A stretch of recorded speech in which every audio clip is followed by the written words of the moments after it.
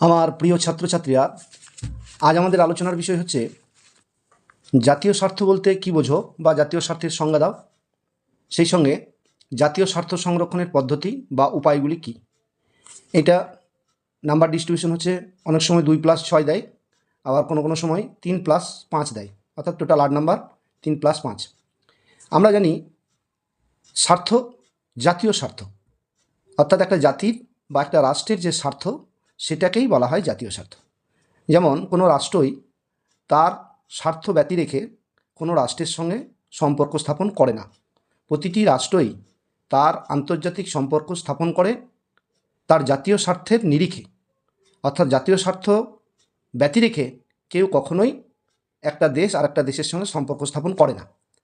আমরা সংজ্ঞা আকারে যে বিষয়টা এখানে আলোচনা করব সেটা হলো, জাতীয় স্বার্থ হলো জাতির সেই সমস্ত লক্ষ্য ও আশা আকাঙ্ক্ষার মধ্যে উল্লেখযোগ্য হলো জাতীয় নিরাপত্তা, ভূখণ্ডগত অখণ্ডতা এবং জাতীয় মূল্যবোধ ও জীবনধারার সংরক্ষণ, জাতীয় উন্নয়ন ও বিশ্ব শান্তি প্রতিষ্ঠা ইত্যাদি। এখানে আমরা রাষ্ট্রবিজ্ঞানীর নাম উল্লেখ করে আমরা সংজ্ঞা দিয়ে দেবো। অধ্যাপক ফ্রাঙ্কেলের মতে জাতীয় স্বার্থ হলো জাতীয় মূল্যবোধের সমষ্টি। ফ্রান্সিস ও স্নাইডার এর মতে প্রত্যেক জাতিরই কিছু মৌলিক প্রয়োজনীয়তা ও আশা আকাঙ্ক্ষা থাকে, যেগুলির নীতি নির্ধারণকারীগণ তাদের কাজের মধ্য দিয়ে সেই সংরক্ষণ তথা পরিবর্ধন করতে চান। ওই সব জাতীয় প্রয়োজনীয়তা ও আশা আকাঙ্ক্ষাই হলো জাতীয় স্বার্থ। অর্থাৎ আমরা এইটুকু লিখলে এখান থেকে 2 নম্বর অথবা 3 নম্বর পাওয়া যেতে পারে। জাতীয় স্বার্থ অবশ্যই তোমরা যেখানে রাষ্ট্রবিজ্ঞানীর নাম লিখবে সেখানে অন্য কালি ব্যবহার করতে পারো অথবা সে আন্ডারলাইন করতে পারো।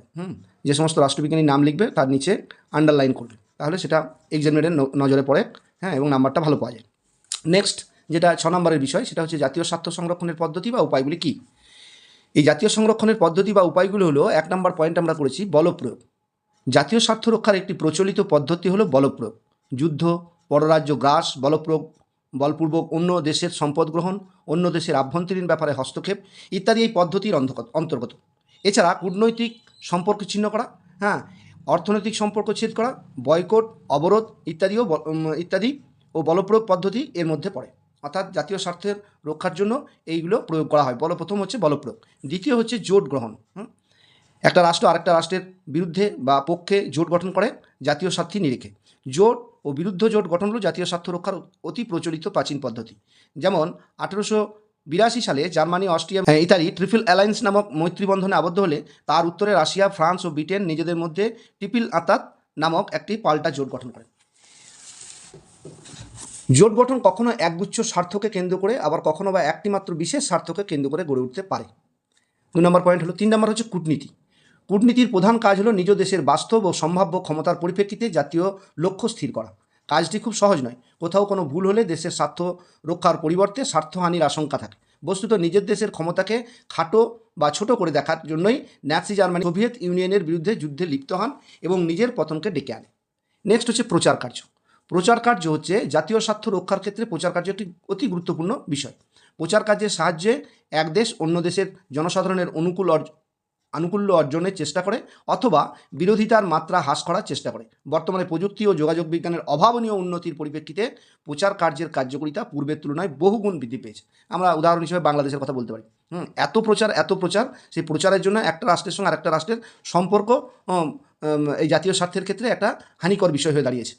নেক্সট হচ্ছে অর্থনৈতিক সাহায্য ও ঋণদান। একটি দেশের জাতীয় স্বার্থ সম্প্রসারণের ক্ষেত্রে অর্থনৈতিক সাহায্য ও ঋণদান বিশেষ ভূমিকা পালন করে। বিশ্বের ধনী দেশগুলো গরিব ও অনুন্নত দেশগুলিকে অর্থনৈতিক সাহায্য ও ঋণদানের মাধ্যমে নানাভাবে সাহায্য করে। অর্থনৈতিক সাহায্য ও ঋণদানকে হাতিয়ার করে ধনী দেশগুলি নিজেদের জাতীয় স্বার্থের সম্প্রসারণ ঘটায়। এই হচ্ছে তোমার বিষয়। আমরা এটা শুরু করেছিলাম ভূমিকা দিয়ে, শেষ করব উপসংহার দিয়ে।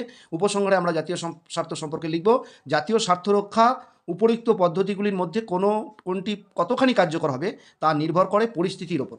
পরিস্থিতি অনুযায়ী কোন রাষ্ট্র কোনো এক বা একাধিক পদ্ধতি অনুসরণ করতে পারে, যে কোনো রাষ্ট্র এক বা একাধিক এই পদ্ধতিগুলো অনুসরণ করতে পারে। তবে সব দেশ পদ্ধতিগুলিকে সমানভাবে কাজে লাগাতে পারে না। বিশ্বের উন্নত দেশগুলি তাদের অর্থনৈতিক, সামরিক, অন্যান্য ক্ষমতার জোরে পদ্ধতিগুলি যেভাবে নিজেদের স্বার্থের সম্প্রসারণে ব্যবহার করতে পারে, গরিব দেশগুলো কিন্তু সেরকমভাবে পারে না। এটা হচ্ছে উপসংহার। এইটুকু লিখলেই তোমরা এখান থেকে 8 নাম্বারই পেতে পারবে। ধন্যবাদ সকল ছাত্রছাত্রীকে।